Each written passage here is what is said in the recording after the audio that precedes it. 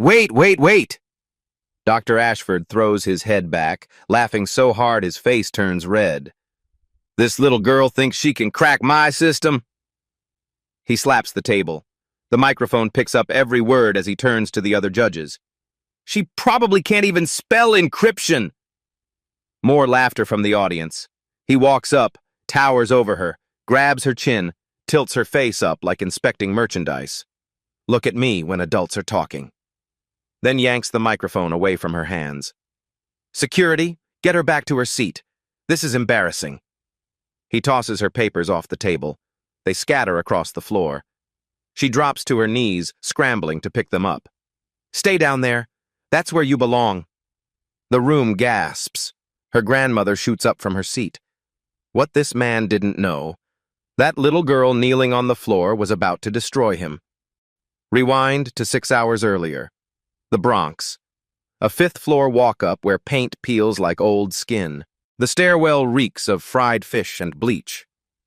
Amara Johnson sits at a wobbly kitchen table, laptop propped on library books. Screen flickering. Battery at 8%. She has been coding since 5 a.m.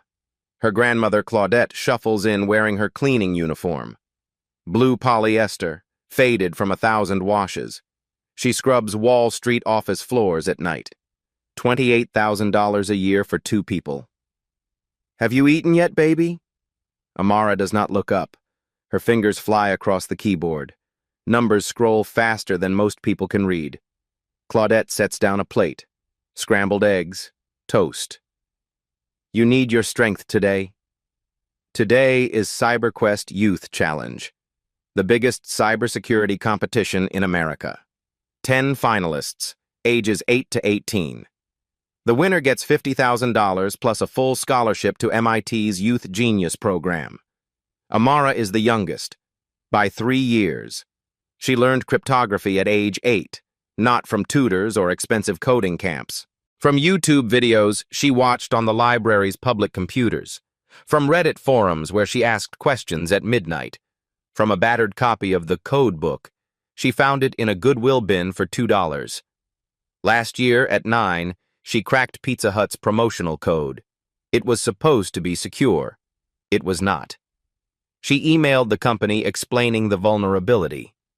They sent her $50 and free pizza for a year. The local news ran a feel-good piece about the Bronx girl who outsmarted a pizza chain. The video got 40,000 views. Most comments were sweet. Some were not. Her dad is probably a programmer. Someone obviously helped her. She just got lucky. Her father left when she was 2. Claudette raised her alone on a cleaning salary. There was no secret genius hiding in the background helping with code. But people always assume. Now Amara is competing against kids from Stuyvesant High School, Phillips Exeter Academy, Silicon Valley private schools where annual tuition costs more than Claudette makes in a year. Kids with brand new MacBook Pros and private tutors and parents who are chief technology officers and computer science professors. Amara has a 5-year-old Dell laptop that Claudette bought from a pawn shop for $150. The N key sticks. The battery dies after 90 minutes, but it runs Python. That is all she needs. The competition has 3 rounds. Online qualifying with 500 contestants. Semifinals in New York with 50 people. Finals at Javits Center with 10 finalists competing live in front of judges, press, and 300 spectators. Challenge 1 tests classical ciphers. Caesar, Vigenere, substitution codes. Challenge 2 asks contestants to find security holes in sample code. SQL injection, cross-site scripting, buffer overflows. Challenge 3 is the advanced one. Modified RSA 2.48 decryption, designed by Dr. Richard Ashford himself. Richard Ashford, 48 years old, white, PhD from MIT, 15 years consulting for the Pentagon, NSA, and FBI. 2 patents in asymmetric encryption. Best-selling author of Unbreakable, The Future of Military Encryption. He has been a judge at CyberQuest for 7 years. In 7 years, he has never scored a black contestant in the top 3. In 7 years, he has never given high marks to anyone under 13.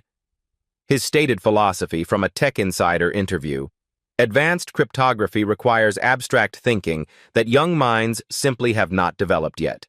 And without proper institutional training, proper mentorship, proper resources, raw intelligence only gets you so far. Translation: if you did not attend the right schools, if you do not have the right background, you do not belong here.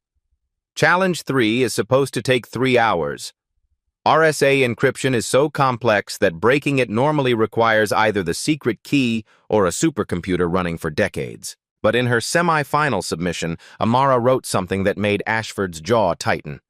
She wrote, "Challenge 3 likely contains a vulnerability in the random number generation used for key creation. If my hypothesis is correct, I can solve it in 45 minutes using a timing attack instead of brute force." Timing attack. That is a real technique used by real hackers. It exploits the tiny delays in how a system processes information. When Ashford read that line, he laughed. He showed it to the other judges. "A 10-year-old thinks she found a flaw in my system." The audacity. But here is what he did not say out loud. If she is right, if there really is a timing vulnerability, then the encryption system he designed for the Pentagon has a critical flaw, one that enemies could exploit, one that would cost him his reputation, his contracts, his credibility. If she is right, 8 years of his work collapses. So he made a decision. He would make sure she never got the chance to prove it. Back in the Bronx apartment, Claudette kisses the top of Amara's head. "You will do great, baby." Amara closes her laptop, slides it into her worn backpack next to a sandwich wrapped in aluminum foil. She does not know yet that the rules are about to change, that the time limit will be cut in half, that she will be humiliated in front of hundreds of people. She does not know that in 6 hours, a man with every advantage will try to crush her in public. She just knows she is ready. 8 a.m. Javits Center Competition Hall. 10 workstations in a semicircle. Cameras overhead. Amara finds Station 7. Her Dell laptop looks ancient beside the sleek machines. Station 1. Kevin Zhang, 17. Dual monitors, mechanical keyboard. Station 4. Sophia Martinez, 16. MacBook Pro, $300 headphones. Station 9. Brandon Whitmore, 16. Custom gaming rig. Station 7. Amara Johnson, 10 years old, and years. Goodwill sneakers. Duct-taped laptop. Dr. Lawson takes the microphone. Stanford professor, fair-minded. "Welcome to CyberQuest Finals. 6 hours total. 3 challenges. Challenge 3 has a 3-hour window. Challenge 1 starts. Classical ciphers. Amara finishes in 38 minutes. Third fastest. Challenge 2 begins at 10. Find code vulnerabilities in a login system. Brandon presents first. SQL injection at line 47. I have patched it. Judges nod. Ashford says, excellent work. Sophia finds cross-site scripting. Kevin finds weak encryption. More praise. Amara raises her hand. Yes, Amara? She walks to the front, points at the screen. Brandon is right about SQL injection, but there is another problem. Lines 73 to 75, race condition. She explains. 2 requests at the same millisecond. The security variable gets overwritten. Wrong person gets access. Brandon frowns. That timing is nearly impossible. May I show you, Doctor? Lawson nods. Amara types a quick script. 2 threads. Simultaneous requests. Hits enter. 3 seconds. Screen shows. Access granted. Complete bypass. Silence. Dr. Williams from IBM sits up. She is correct. Race condition. Senior developers miss these. Dr. Lawson. That is graduate-level work. Ashford's jaw tightens. Lucky catch. Dr. Lawson cuts him off. She demonstrated the exploit and the fix, not luck. Scores update. Brandon drops to 82. Amara jumps to 94. Second place. The Bronx section erupts before being shushed. Claudette cries quietly, hands over her mouth. Ashford writes hard on his clipboard. Noon. Lunch break. Amara eats her foil-wrapped sandwich alone. Kevin stops by. That was impressive. Good luck. Brandon's friends glare. One says loud enough, "Show off." 12:30. Judges return. Dr. Lawson takes the mic.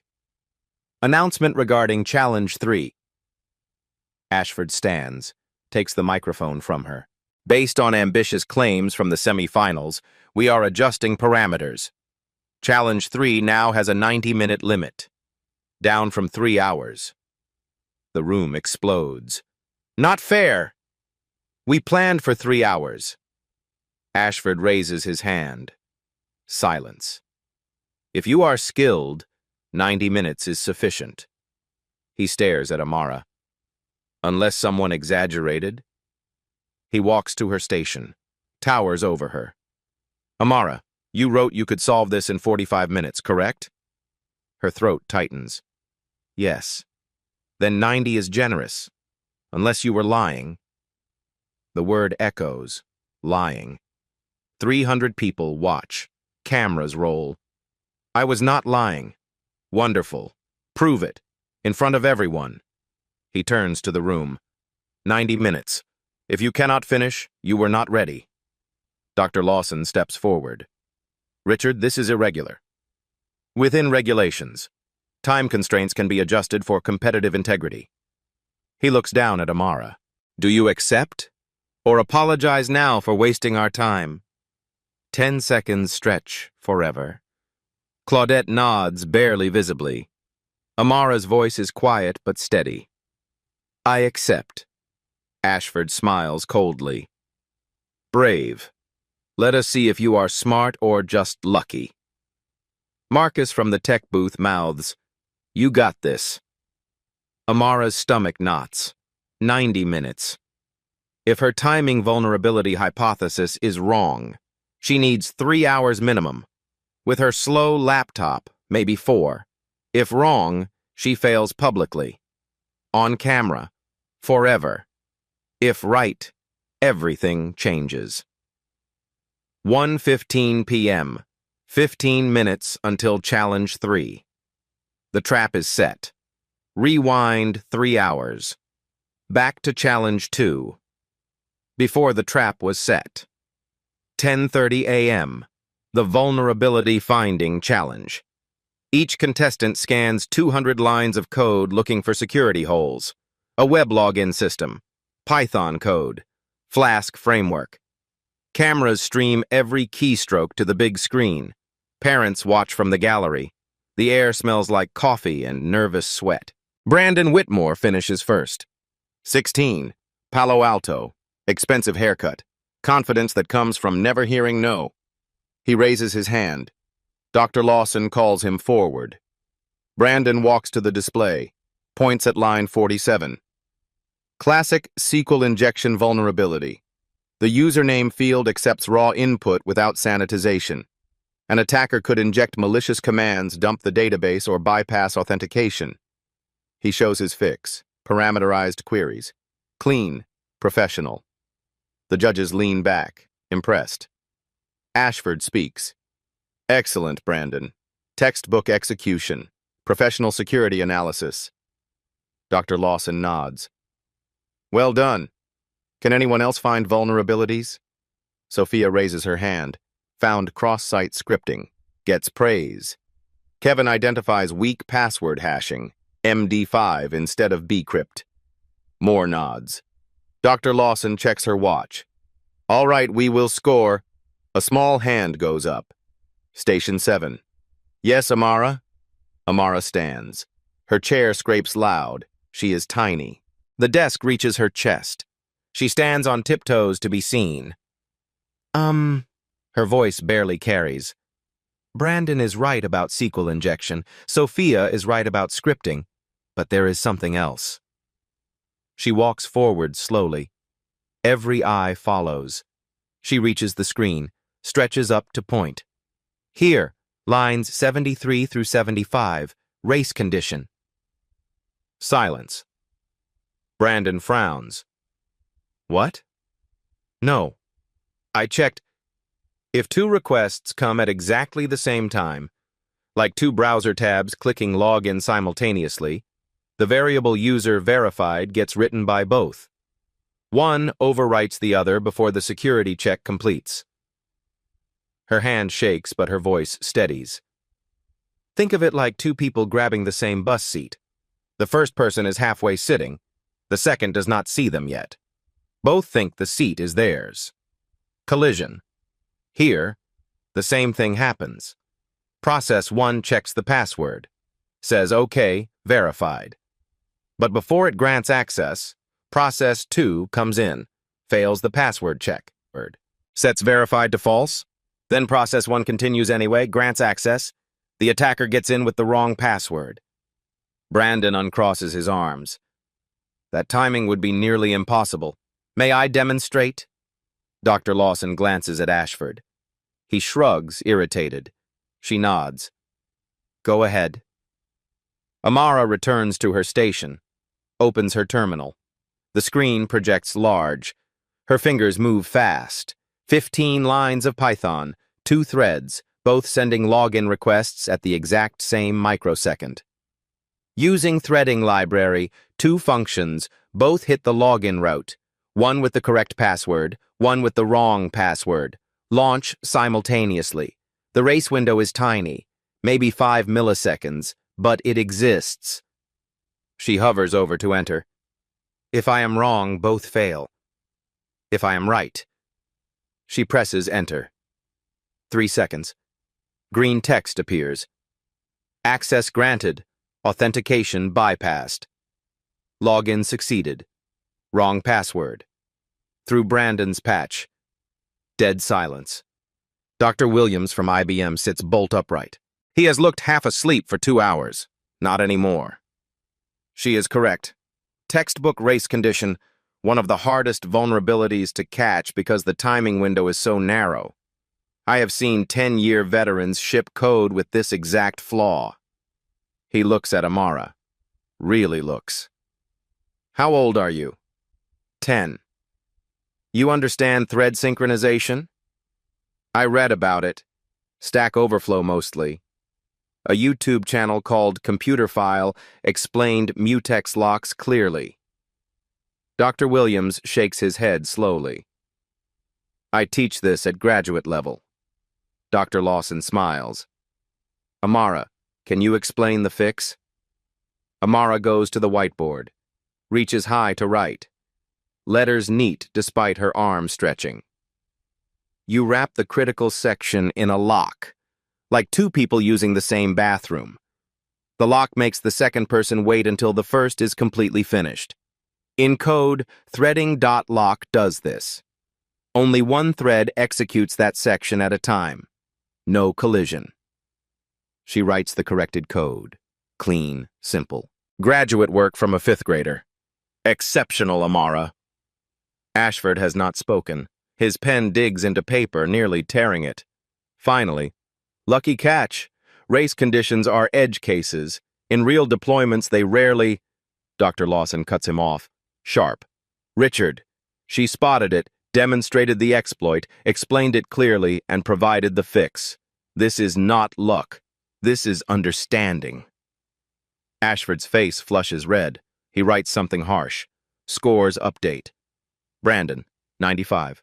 82. Amara, 89. 94. New standings. First, Kevin, 96. Second, Amara, 94. The Bronx section erupts. 15 people on their feet. Her teacher was crying. Claudette covering her face. Tears streaming. Security rushes over. Quiet during competition. They sit, but energy radiates off them like heat. Amara walks back to her station, legs like jelly. She sits, hands shaking violently. She clasps them together. Around the room, contestants stare. Some were impressed. Some are hostile. Brandon's friend whispers loud enough to hear. Someone fed her that. No way she figured it out. Another probably memorized it. She cannot actually understand that code. But Kevin catches her eye. Thumbs up. Mouths, incredible. From the judge's table, Ashford writes furiously. Not scoring notes. Something else. Jaw muscles working. He leans toward Michael Carter from Google, whispers behind his hand. Carter glances at Amara. Back at Ashford. Nods slowly. Something is being planned. Dr. Williams is still staring at Amara. He pulls out his phone. Types a note. Later, people will learn he emailed IBM's youth outreach that day. Subject: recruit this kid. But right now, the energy has shifted. Before this, Amara was a cute story. Youngest contestant, feel-good piece. Judges smiled at her like adults smile at children's science projects. Patronizing, sweet, not serious, not anymore. She demonstrated skill most professionals lack. She did not guess, did not get lucky. She understood concurrency at a level requiring real study, real depth. She proved she belongs, and that makes her dangerous. Ashford stands, straightens his jacket, walks toward the back hallway. Footsteps heavy, deliberate. Marcus, the IT assistant, watches from the tech booth, sees Ashford leave, then looks at Amara. She does not notice. She is reviewing notes for Challenge 3, trying to calm her breathing. Marcus pulls out his phone, texts his supervisor. Can you cover booth for 10 minutes? Need to check something. He has a feeling. A bad one. 7 years ago, he was a contestant, placed 15th. Ashford scored him lowest of all judges. Told him afterward, maybe try a different field. This might not be for you. He knows what is coming, and he will not let it happen again. 12:15 p.m. Lunch break. The energy shifts. A parent in the gallery pulls out their phone. Records 30 seconds. Posts to Twitter. 10-year-old just schooled teenagers at CyberQuest. Found vulnerability they all missed. Unreal. Within 20 minutes, 15,000 views. Within an hour, 50,000. Hashtag trends, 10-year-old hacker. NPR's tech reporter tweets, following CyberQuest Live, 5th grader from Bronx just demonstrated graduate-level security analysis. Story developing. New York Times. At CyberQuest, youngest contestant Amara Johnson, 10, identified race condition that stumped older competitors. Currently 2nd place. TechCrunch runs a post. Bronx girl stuns national cybersecurity competition. Black Twitter explodes. This baby showing these folks what brilliance looks like. From the Bronx, go ahead, baby girl. She better win this whole thing. But darker comments come too. Who is helping her? 10-year-olds cannot know this. Her grandmother probably has a computer science PhD. Someone is feeding her answers. Staged for media attention. Reddit threads multiply. Some celebrating, some skeptical, some hostile. Top comment, 200 upvotes. I am a software engineer with 8 years experience. I would not have caught that race condition. Either this kid is the next Grace Hopper or something fishy is happening. Inside Javits Center, Amara knows none of this. She sits at Station 7 eating her sandwich, reviewing notes on timing attacks, but everyone else knows. Parents checking phones, whispering, pointing. Kevin and Sophia approach during lunch. Kevin sits beside her. That race condition was impressive, but Challenge 3. You really think you can crack Ashford's system in 45 minutes? Amara swallows. I think there is a timing vulnerability in the key generation. If I am right, yes. Sophia leans in, concerned. Amara, timing attacks on RSA are PhD level. My mom teaches computer science at Columbia. She says most professionals do not fully understand timing attacks. Are you sure? Not 100%, but I studied it, tested it on simpler systems. The math works. Kevin speaks gently. Ashford designed encryption for the Pentagon, the NSA. If there was a flaw, someone would have found it. Maybe they were not looking, Sophia sighs. If you are wrong, you fail in front of everyone. The video is already viral. You crash in Challenge 3, that video lives forever. Amara looks at her sandwich, voice quiet. I know. Kevin touches her shoulder. Just make sure you know what you are walking into. I know. They leave. Across the cafeteria, Brandon talks loud with friends. She got lucky. One trick. Watch her bomb Challenge 3. Ashford's system is impossible. Bet she does not even know what RSA stands for. She does. Rivest Shamir Adleman. 3 mathematicians. Public key cryptography. 1977. She read their paper twice. 12:30 p.m. Judges return. Dr. Lawson takes the mic. Before Challenge 3, one announcement. Ashford stands, walks to the microphone. Due to high public interest, Challenge 3 will be broadcast with full transparency. All 10 contestant screens will stream in real time to the main display. The audience will watch every line of code, every keystroke. Murmurs run through the room.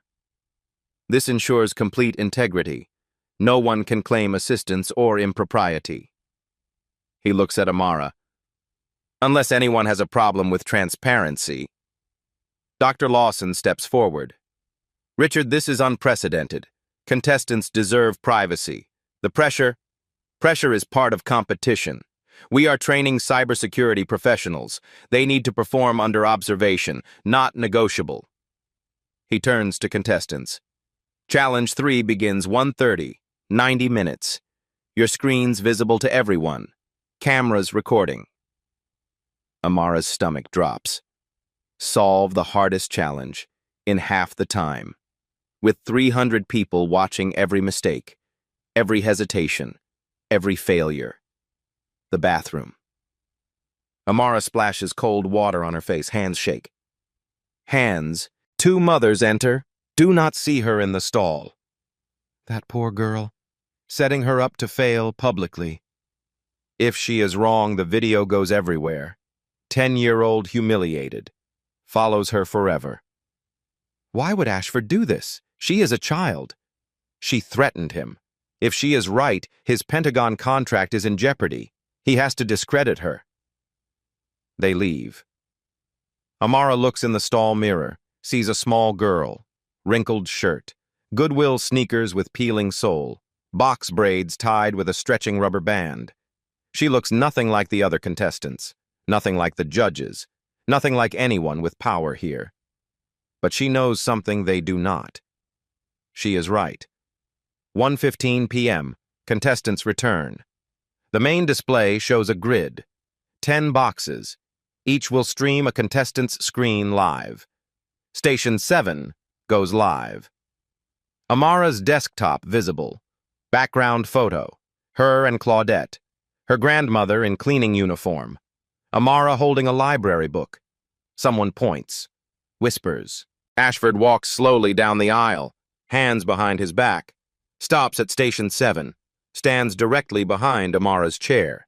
She feels his presence. A shadow blocking light. He says nothing, just stands. Dr. Lawson approaches. Richard, what are you doing? Observing. My right as technical judge. You are intimidating a child. I am ensuring academic integrity. Dr. Lawson's jaw tightens. Rules technically allow judge observation. She walks away, furious, but bound. Ashford remains. Close enough for Amara to hear his breathing. 1:25 p.m. 5 minutes until Challenge 3. The trap is not just set. It is a spectacle. Amara closes her eyes. Breathes. In her head, her grandmother's voice. "You will do great, baby." She opens her eyes. Fingers rest on the keyboard. Waiting. 1:30 p.m. Challenge 3 begins. The main screen displays the problem. Modified RSA 2048 decryption. A wall of encrypted text. No source code. Just output. Contestants must reverse engineer the encryption and crack it. Timer starts. 90 minutes counting down. 89:59. 89:58. All 10 screens live on the grid. Everyone can see everything. Amara stares at her laptop. Encrypted messages fill the screen. Long strings of random-looking characters. She types commands to decode them into raw bytes. Behind her, Ashford stands, arms crossed, watching her screen. She feels his breath on her neck. Her fingers tremble. She types. Backspaces. Types again. Hits enter. Output appears. Hexadecimal data. She analyzes patterns. Obstacle 1. The laptop. Her Dell struggles. Decryption analysis requires running multiple processes simultaneously. Her machine cannot handle it. The fan whines, high-pitched, loud. CPU maxing out. She runs a test script. 30 seconds to compile and execute. 30 precious seconds. Another test. 30 seconds again.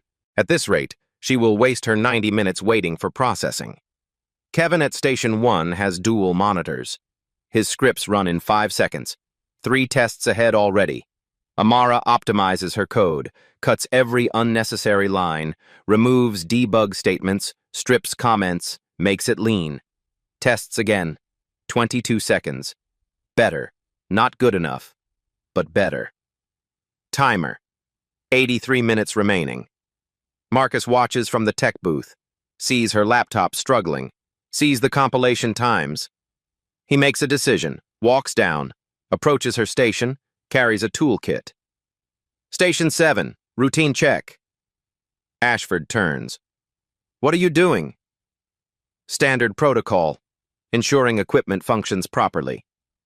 Her equipment is fine. I need to verify. Regulations. Ashford's eyes narrow, steps aside, barely. Marcus kneels, opens his toolkit. Under pretense of checking connections, he whispers, only she hears. RAM is bottlenecking. I can upgrade. 4 gigs to 8. Takes 2 minutes. You lose 2 now, gain more later. Nod if yes. Amara nods once. Marcus works fast. Unscrews panel, pops old RAM, slides new one in, screws panel back. 2 minutes. All systems nominal. Good luck. Walks away. Ashford glares, suspicious, but saw nothing improper. Amara reboots, 15 seconds, opens terminal, runs the same test, 8 seconds. Her eyes widen. 8 instead of 22. She can work now. Timer. 79 minutes. Obstacle 2. The approach. Amara has a hypothesis.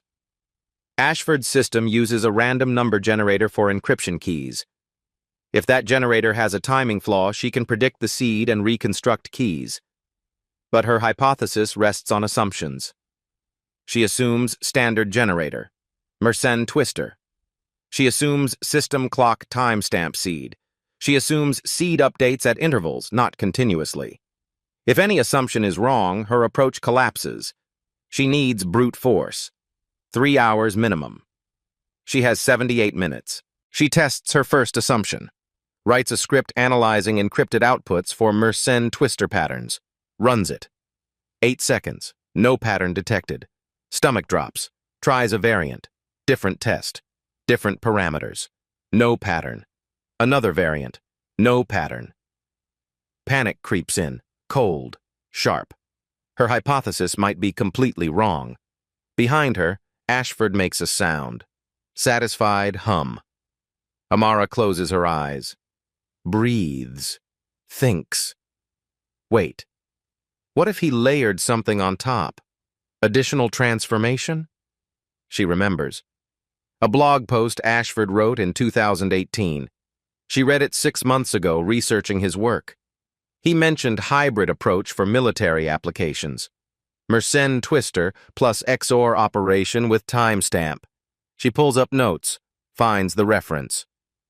For enhanced security, I employ hybrid random number generation combining Mersenne twister with timestamp-based XOR masking. That is it. He is masking the pattern. She rewrites detection script, adds layer accounting for XOR masking with timestamps. Runs it. 8 seconds. Result. Possible pattern detected. Confidence 62%. Not certain, but possible. She commits. No time for caution. Timer. 68 minutes. Win 1. Community support. The door opens. 15 people file in quietly. Students from PS 55. Her teacher, Ms. Rodriguez, organized a field trip. They carry signs, poster board, and markers. Go Amara! Bronx Pride! PS 55 believes! Security tries stopping them. Dr. Lawson intervenes. Let them stay. Quiet support allowed. They sit behind Claudette. She turns, sees them, starts crying. Amara does not notice. Deep in code. But Claudette knows. Her baby has community behind her. Timer. 63 minutes. Obstacle 3. The missing piece. Amara identified the pattern. Now needs the seed value. Starting point for random number generator. Knowing the seed recreates the entire key sequence. But finding seed requires knowing exactly when encrypted messages were generated. She checks message metadata. Timestamps included, but rounded, not precise. First message, 1200 hours. Noon. Noon exactly? 1201? 1202? Wrong guess means incorrect key sequence. She writes another script, analyzes intervals between messages. All multiples of 15 minutes, 1200, 1215, 1230, 1245. 15-minute intervals. Exactly. Not natural. Deliberate. Ashford updates seed every 15 minutes. Not continuously. That means 96 possible seed values in 24 hours. Not millions. 96. She can test 96 values. Feasible. Fingers fly. Writes brute force loop. Test all 96 seeds for today. See which matches encrypted output. Hits enter. Script runs. Testing seed 1, 2, 3. Screen fills with output. Failed. Failed. Failed. Seed 15. 16. Timer. 58 minutes. Other contestants take different approaches. Kevin tries a factorization attack. Sophia attempts padding Oracle exploit. Brandon gave up. Browser window open. Researching. Not implementing. Seed 32, 33. Failed. Failed. Amara's hands grip desk. Come on, please. Seed 41, 42. Timer. 54 minutes. Win 2. Encouragement. Ms. Rodriguez stands in back. Cannot stay quiet. Amara, you can do this, baby. We believe. Security moves. Dr. Lawson raises hand. Let her speak. PS 55 students stand. Quiet chant. Amara! Amara! Others join. Not everyone. Enough. Rumble of support. Ashford's face red. This is disruption. Dr. Lawson cuts through. This is encouragement. Sit down, Richard. Chant continues 10 seconds. Dies down. Energy remains. Amara hears it. Looks up briefly. Sees her community. Nods once. Tiny. Back to code. Seed 53. 54. Timer. 50 minutes. Obstacle 4. Doubt. Seeds keep failing. 60 tested. 70. 80. What if she is wrong? What if 15-minute pattern is coincidence? 85 tested, 5 left. Throat tight, eyes burn. Seed 86, failed. 87, failed. 88, failed. 3 left. Timer, 48 minutes. If these fail, start over. Different approach, not enough time. Seed 89, failed. 2 left. Ashford behind her. Quiet laugh. Smug. Seed 90, failed. 1 left. Finger hovers over enter. Last chance. Presses. Script runs. Testing seed 91. 8 seconds feel like 8 hours. Output appears. Match found. Seed 169.8422400. Unix timestamp 2024 12 to 24 12 on Twak Oku. Breath stops. She found it. Seed value. Key to the entire system. Types rapidly. Uses seed to regenerate key streams. Feeds into a decryption algorithm. Encrypted messages transform into plain text. Message 1. Operation Nightfall begins at 0600. Message 2. Asset deployed to Sector 7. Message 3. Confirm authorization code Delta 99. Fake military messages. Challenge scenario. But decrypting. Correctly. She cracked the system. Timer. 45 minutes remaining, 45 minutes to spare. Exactly as she predicted. Behind her, Ashford sees her screen. His face goes white. She did it. 45 minutes remaining. Amara has cracked the encryption. Messages decrypted. System broken. She leans back. Exhales. Behind her, Ashford sees her screen. Sees the plain text. His face drains white. Then red. Then white again. He walks fast toward the judge's table. Amara does not notice. She prepares her submission. Documents her approach. Writes explanations. Step 1. Step 2. The seed discovery. Key regeneration. Decryption process. Timer. 42 minutes. At the judge's table, Ashford leans close to Dr. Lawson. Whispers urgently. She shakes her head. He whispers more intensely, points at a rule book. Dr. Lawson's face hardens. She argues back. But Ashford keeps pointing. Michael Carter leans in, reads what Ashford points at. Eyebrows raise, nods slowly. Dr. Lawson stands abruptly. Chair scrapes loud, walks away, arms crossed, furious but outvoted. Ashford takes the microphone. Contestants, important procedural announcement. The room goes quiet. 10 contestants look up. Challenge 3 involves direct assessment of published work by one of our judges, my encryption system. In the interest of academic integrity, I am invoking Rule 17, Expert Observer Protocol. Dr. Lawson turns, voice sharp. Richard, that is unnecessary. Within regulations. Rule 17 states when a challenge evaluates work authored by a competition official, that official may request real-time peer review. He looks at Amara.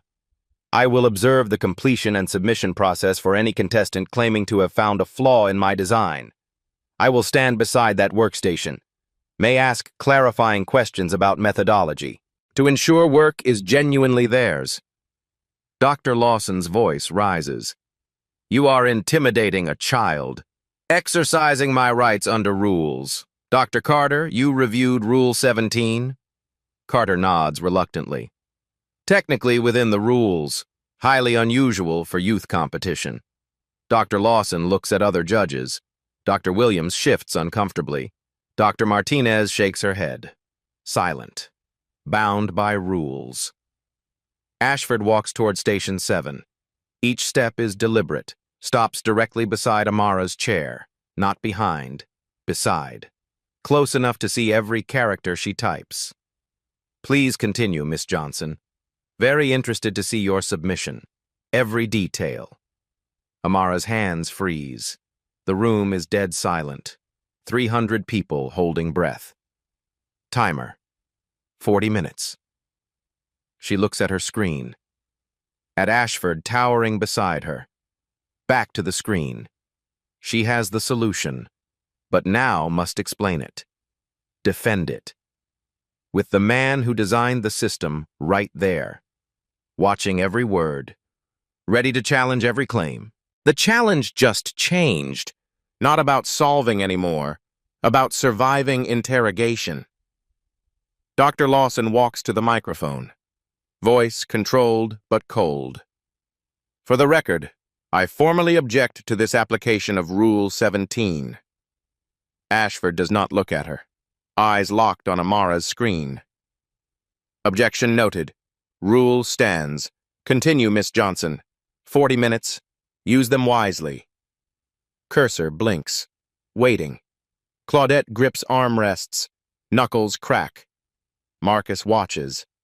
Cannot help now. PS 55 students frozen. Amara swallows. Throat dry. Hands shaking. Put them back on the keyboard. Types one word, another. Builds a submission document. Ashford leans closer, reading every line. Trap within the trap has sprung. She is inside it. Timer, 40 minutes remaining. Amara types her explanation. Ashford stands beside her, reading over her shoulder. His cologne is overpowering. She writes, "The encryption system contains a timing vulnerability and random number generation for key creation." Ashford speaks loud enough for microphones. Timing vulnerability. Define that. She keeps typing. The system generates keys using a pseudo-random generator seeded by system clock timestamp. How did you determine this? Statistical analysis of encrypted output patterns? Show me that analysis. Her hands pause. She did not save intermediate files, ran them, saw results, moved forward. I ran analysis but did not save. Did you not save your work? Convenient. Continue. Face burns. Timer, 37 minutes. She writes, the seed updates every 15 minutes. This creates only 96 possible seed values per day. Ashford leans closer. Every 15 minutes. Very specific. Evidence? Message timestamps show 15-minute intervals. Timestamps could be coincidental. Correlation is not causation. Did you test alternatives? I tested multiple frequencies. 15 minutes was, but did not save those tests. No. So we trust your unverified memory? Jaw clenches. Types faster. Timer, 34 minutes. Uncomfortable silence. This is not peer review. This is interrogation. Dr. Lawson stands. Richard, you are cross-examining. I am clarifying methodology. Within Rule 17. Dr. Williams speaks up. This feels inappropriate. Ashford does not turn. Rules apply equally. Continue, Miss Johnson. She writes about finding the seed. Brute force through 96 possibilities. Match at 91. Ashford interrupts. You tested 96 seeds in 10 minutes. 6 seconds per seed. Your laptop does not appear fast enough. Explain. She freezes. The RAM upgrade. Marcus helping. Mention it means disqualification. I optimized my code. Show me. She pulls up the script. He reads every line, takes his time. Timer, 31 minutes. Steps back. Adequate, though suspiciously clean for work under pressure. She types her conclusion. The timing vulnerability allows complete key reconstruction without factoring RSA modulus. Critical flaw exploitable by adversaries. Ashford's voice goes cold. Critical flaw. You claim my Pentagon-approved system protecting classified communications is fundamentally broken? I am saying this implementation has yes or no. Is my system broken? Everyone watching, cameras recording, hands hover, back down, or commit fully. She looks up. Their eyes meet. His hard, challenging. Looks back at screen. Types. Yes, The system has a critical vulnerability compromising security. Room gasps. Ashford's smile razor thin. Bold. Submit now. We review publicly. Timer. 29 minutes. She clicks Submit. Documentation uploads. Appears on main display. Her entire explanation visible to everyone. Ashford walks to front. Stands beside large screen. Ladies and gentlemen, we examine Miss Johnson's submission. Every claim, every assumption, and points at first paragraph. She claims timing vulnerability. Evidence is circumstantial. Observed 15-minute intervals. Did not prove intervals caused by seed updates. Could be test message schedule. Scrolls down. Claims 96 seed tests. No saved output. No verification. Trusting a 10-year-old child. Dr. Lawson stands. Richard, beyond inappropriate. This is peer review. Claims require evidence. Where is hers? He continues, line by line, poking holes, raising doubts. Amara sits, watching him dismantle her work publicly. Face burns, eyes sting. Timer, 25 minutes. Claudette crying, devastated tears. PS55 students shocked silent. Marcus clenches fists, helpless. Ashford reaches her conclusion. Miss Johnson's work shows promise for her age, but lacks rigor for professional cryptanalysis. Claims not substantiated. Methodology not reproducible. Conclusion not supported by evidence. Turns to face her. I appreciate your enthusiasm, but withdraw this submission. Save yourself embarrassment. No shame recognizing when you reached beyond capabilities. He pauses. Voice drops. Softer. More dangerous. You are just a little girl playing with things you do not understand. Go home. Play with dolls. Leave the real work to professionals. Timer. 23 minutes. Amara stares at desk. Laptop screen. Cursor blinking.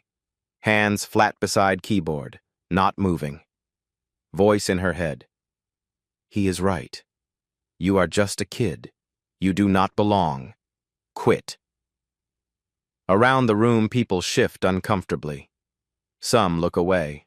Cannot watch this anymore. Brandon and his friends smirk. Called it. She was always going to fail. Kevin looks down, feels bad for her but relieved it is not him up there. Room waits. Ashford waits. Everyone waits. For her to give up. Amara's hands do not move. Her eyes fixed on the screen but not seeing it. 23 minutes on the clock. Silence is so heavy it hurts. This is the end. 23 minutes remaining. Silence. Amara sits frozen, hands flat on desk, eyes unfocused. In the audience, Claudette stands. Cannot watch anymore. Cannot watch her baby destroyed. She starts toward the exit. Tears streaming. Then stops. Turns back. Looks at Amara. Their eyes meet across the room. Claudette says nothing. Does not need to. Her face says everything. You are my granddaughter. You do not quit. We do not quit. Amara's hands curl slowly into fists. Breathing changes, slower, deeper. She looks up at Ashford at the front, still smiling that smug smile. Then at her screen, cursor still blinking, waiting. Hands move back to keyboard, opens a new terminal window. Ashford sees movement on grid display. Smile falters. Miss Johnson, I suggested you withdraw. I am not withdrawing. Voice quiet, but carries. Clear. Steady. I am going to prove it. Right now. Live. In front of everyone. Room goes electric. People sit straighter. Ashford's smile disappears. That is unnecessary. You said my evidence is insufficient. You said I have no verification, so I demonstrate the exploit. Live right here. Types rapidly, pulls up challenge encrypted messages on one side, opens decryption script on other. Dr. Lawson leans forward. Amara, you do not have to. Yes, I do. Fingers fly, not nervous anymore, not scared, angry, focused, determined. She speaks as she types, voice getting stronger. Dr. Ashford questioned my 15-minute seed intervals claim. Let me prove it. Pulls up message timestamps, projects them large. Message 1, 1200 hours. Message 2, 1215. Message 3, 1230. Message 4, 1245. Message 5, 1300. Circles each timestamp, making it visual, obvious. Not random, exactly 15 minutes apart, every single one. Pulls up probability calculation, types live. If these were random generation times, probability of all landing on exact 15-minute intervals is 0.0001%, 1 in 10,000. Lets that sink in. Not coincidence. Design. Ashford steps forward. That proves nothing about seed updates. I am not finished. Voice cuts through his. Sharp. No deference. Opens another window. Runs her seed testing script again. This time saves every output. Makes it visible, scrollable, verifiable. You said no verification. Watch. Script runs. Testing seed values one by one. Each result appears. Failed, failed, failed. Audience mesmerized. Seed 20, 30, 40. Ashford's face goes from confident to concerned to worried. Seed 50, 60. This will take forever, he starts. 20 seconds. Watch. Seed 70, 80, 90. Seed 91. Match found. Screen fills with output. Seed value. Regenerated key stream. Decryption algorithm processing. Then, line by line, encrypted messages transform. Operation Nightfall begins at 0600. Asset deployed to Sector 7. Confirm authorization code Delta 99. Perfect decryption. Right in front of everyone. No questions, no doubts. Room explodes. Not applause yet. Gasps, exclamations, people standing to see better. Dr. Williams from IBM on his feet. Staring. She did it. She actually did it. Amara is not done. Turns in chair, looks directly at Ashford, still at front, not smiling. Pale. You questioned my methodology. Let me explain. Step by step. She stands, walks to front. Small girl, big presence. Your system uses Mersenne Twister for random number generation. Standard. But you added XOR masking with timestamp, your proprietary modification. Points at her analysis. Problem is you update seed every 15 minutes instead of continuously, for consistency. So encrypted messages in same 15-minute window use same key stream. Pulls up diagram. Draws on digital whiteboard as she speaks. That reduces your key space from 2 to the power of 2048, effectively infinite, to 96 possibilities per day. That is a timing attack. Dr. Martinez from MIT stands. Can you explain more simply for our audience? Amara nods, in her element now. Teaching. Imagine a lock with 1 trillion possible combinations, unbreakable. But the lock only changes combinations 96 times per day, at exact 15-minute intervals. If you know what time the lock was set, you only try 96 combinations instead of 1 trillion. Points back at screen. That is what Dr. Ashford's system does. Encryption is strong. RSA 2048 is excellent. But key generation is weak. Creates a pattern. Patterns can be exploited. Room dead silent. Everyone understands now. Dr. Williams speaks. Voice carries weight. If this vulnerability exists in the actual Pentagon system, does not finish, does not need to, everyone knows. Classified communications, military operations, national security, all potentially compromised. Ashford finds his voice. This is theoretical. In practice, attacker would need exact timestamp, which is in message metadata. You include timestamps for synchronization, so yes, attacker would know. Not disrespectful, not gloating, just stating facts. Cold, clear, undeniable. Ashford opens mouth, closes it, opens again. Nothing comes out. Dr. Lawson stands, walks to front, looks at demonstration on screen, looks at Ashford. Richard, is this accurate? Does your Pentagon system use same seed update interval? Ashford's jaw works. Military implementation has additional security layers. Not what I asked. Does it use 15-minute seed intervals? Long pause. Yes. Word drops like stone. Dr. Lawson turns to Dr. Williams and Dr. Martinez. We verify this with competition encryption samples. Cross-check her work. Dr. Williams nods, pulls out laptop, runs verification scripts. Dr. Martinez does same. 3 minutes of tense silence. Dr. Williams looks up. Her math is correct. Seed interval confirmed. Vulnerability is real. Dr. Martinez nods. Verified. Legitimate timing attack. Dr. Lawson turns to Ashford. Voice ice. You submitted a cryptographic challenge based on a flawed system. A system currently protecting military communications. Ashford says nothing. Face white. She turns to Amara. Miss Johnson, on behalf of the judging panel, I owe you an apology. Your work is not just correct, it is exceptional. Room erupts. Applause, real applause. Bronx section screaming. PS 55 students jumping. Claudette both hands over face, sobbing with joy. But the moment that breaks the internet happens next. A man in back stands, gray suit, Pentagon ID badge visible.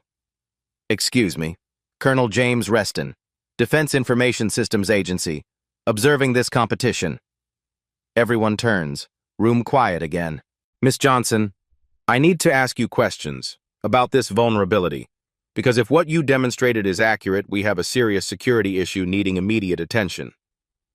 He looks at Ashford, expression not friendly. Dr. Ashford, I need to speak with you as well, privately. Ashford's career just ended. Everyone knows it. Timer. 19 minutes remaining. Does not matter anymore. Amara Johnson, 10 years old, from Bronx, wearing Goodwill sneakers, using duct-taped laptop, just exposed critical flaw in Pentagon encryption. In front of 300 witnesses and a dozen cameras. The little girl they laughed at just proved she was the smartest person in the room. Kevin stands, starts clapping. Slow, deliberate, then faster. Sophia joins, then others, one by one. Even contestants who doubted her. Standing ovation builds. Wave of recognition. Respect. Awe. Marcus in tech booth pumps his fist. Tears in his eyes. Amara stands at front, small, powerful, victorious. She did not just win a competition. She changed everything. The applause continues. Amara stands at front, overwhelmed. Dr. Lawson raises her hand. Room quiets. Brief recess while judges finalize scoring. 15 minutes. People move, talking, excited chatter. Amara walks to her station, legs weak, shaking from adrenaline. PS 55 students rush down, surround her, hugging, cheering. Claudette reaches her, wraps her in tight embrace, says nothing, just holds her and cries. Marcus comes down, kneels beside her. I knew you could do it. But then Amara notices. Ashford has not left. He stands near Judge's table, talking urgently to Michael Carter, pointing at papers, face red, animated. Dr. Lawson approaches them. Her expression hardens. After 2 minutes, she walks to the microphone, face serious, not celebratory. "Excuse me. Attention, please." The room is quiet. People sense something wrong. "We have a situation." Dr. Ashford filed a formal complaint regarding irregularities in Miss Johnson's performance. Gasps. Murmurs. Amara's stomach drops. Dr. Ashford alleges Miss Johnson received unauthorized technical assistance during competition. Specifically, he claims her laptop was tampered with mid-competition, providing unfair advantage. Eyes turn to Amara. She looks at Marcus, his face pale. Ashford steps forward, takes mic. "I observed a technical assistant approach Miss Johnson's station during Challenge 3. He performed what he called routine check, but her laptop performance improved dramatically afterward. I am not accusing intentional cheating, but we must ensure competitive integrity." Looks directly at Amara. False sympathy. "If external assistance was provided, even unknowingly, rules require disqualification. I request a full equipment audit and review of all technical interventions." Room explodes in protest. "Ridiculous! She won fair." "You are discrediting her." Ashford holds up rulebook. Page 47, Section 12. Any external assistance, technical or otherwise, results in immediate disqualification. No exceptions. Dr. Lawson's jaw clenched. "This is serious. We must investigate." Looks at Amara, sympathy in eyes, but also duty. "Miss Johnson, did anyone provide technical assistance to your equipment during the competition?" Amara looks at Marcus, standing frozen. If she tells the truth, he loses his job. Maybe worse, if she lies and they find out, she loses everything. Colonel Reston stands. "I can provide testimony. I observed the entire competition. I saw the technical assistant approach her station." Ashford's smile returns, thin, victorious. "Then the matter is settled. Disqualification warranted pending investigation." Amara went from triumph to potential disqualification in 90 seconds. Trap has one more layer. Ashford just sprung it. Silence. Amara stands. "Yes, Marcus upgraded my RAM, 4 to 8 gigabytes. Gasps. Ashford smiles. "Then by rules..."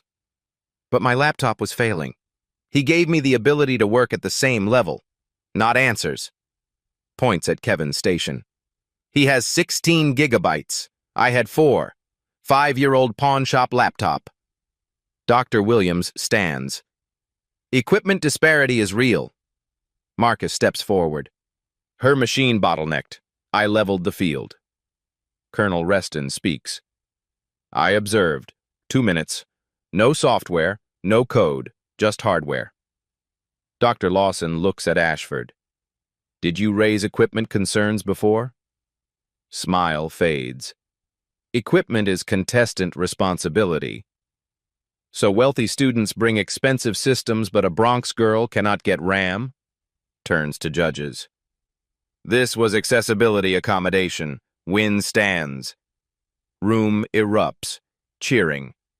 "I recommend a review of Dr. Ashford's competition role." Reston approaches. "Sir, we discuss Pentagon contracts now." Ashford walks to exit, passes Amara. Stops. Only she hears. "You cost me everything." She looks up. "No, you cost yourself everything when you assumed I could not be smarter than you." He leaves. Dr. Lawson announces, "Winner, Amara Johnson. Trophy. Check. MIT certificate. Dr. Martinez. MIT wants you this summer. Youngest scholar ever." Dr. Williams. IBM offers a full scholarship. 6 months later. MIT campus. Amara wears a scholar badge. Works with PhD students. 2 published papers. Still lives with Claudette. Still mentors library kids. Voiceover. They laughed when a 10-year-old said she found what they missed. Stopped laughing when she proved every assumption was as flawed as their mathematics. Excellence does not ask permission, just shows up. Final frame. Amara at the library helping a young black boy learn Python. This is not just her story. It is yours too. Call to action, clear and direct. If someone ever told you that you are too young, too different, too anything to achieve something great, drop a comment right now and tell me about it. Share this story with one person who needs to hear it today. Just one. And hit subscribe to Black Voices Uncut, because there are more stories like Amara's out there, more underdogs proving everyone wrong, and we are going to tell every single one. At Black Voices Uncut, we don't polish away the pain or water down the message. We tell it like it is because the truth deserves nothing less. If today's story spoke to you, click like, join the conversation in the comments, and subscribe so you'll be here for the next Uncut Voice.